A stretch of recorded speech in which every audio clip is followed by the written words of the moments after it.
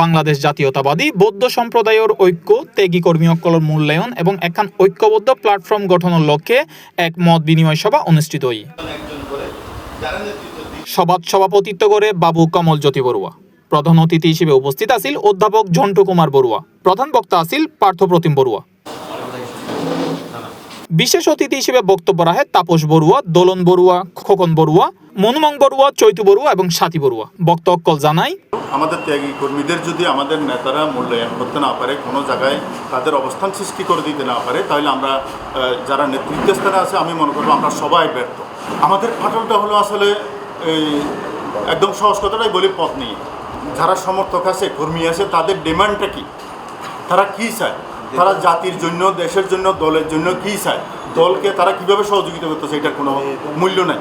আসলে এই অনুষ্ঠানটা তো আসলে আমাদের অনেক দিনের চাওয়া পাওয়া ছিল, আমরা এটা ঐক্যবদ্ধ একটা হবো সবাই মিলে। বিগত দিনে আমরা ফেসিস্ট আমলে অনেক নিজেই তো আমাদের কিছু কর্মী আমরা যারা ছিলাম, ক্ষুদ্র কর্মী ছিলাম আমরা এই বৌদ্ধ সম্প্রদায়ের।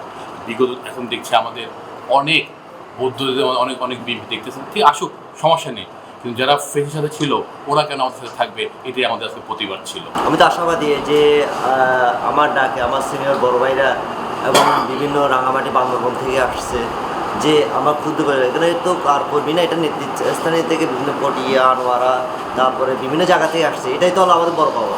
হচ্ছে যে আমার আসলে বৌদ্ধ সম্প্রদায়ের জায়গায় মধ্যে আমার পরিচিতি, আমি যুবদলের মধ্যে পরিচিতি বেশি আমার, হ্যাঁ, সেই জায়গা থেকে কিন্তু আমার আশাবাদী। এবং আমি এমন জিনিস পেয়েছি যে যারা প্রকৃত আসলে বিএনপি রাজনীতির সাথে জড়িত তারাই আসছে। সভাত উপস্থিত নেতৃবৃন্দ ও অংশকারী সকল বৌদ্ধ সম্প্রদায়ের সাংগঠনিক কার্যক্রমের আরো গতিশীল গরিবের পাশাপাশি জাতীয় স্বার্থে সম্মিলিতভাবে হাজ গরিবের প্রত্যয় ব্যক্ত করে।